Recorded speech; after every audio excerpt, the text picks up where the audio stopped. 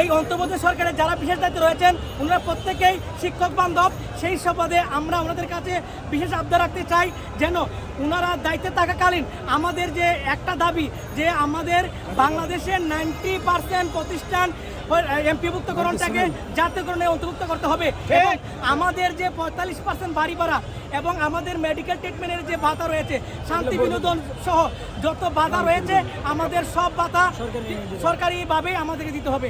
আমরা এই দাবি নিয়ে আমরা মূলত আজকে প্রায় শত মাইল দূর থেকে আমরা এখানে এসেছি। বাংলাদেশের সব উপজেলা থেকে 64 জেলা উপজেলা থেকে সরকার শিক্ষকবৃন্দরা অনেক বৈষম্য দূর করার জন্য।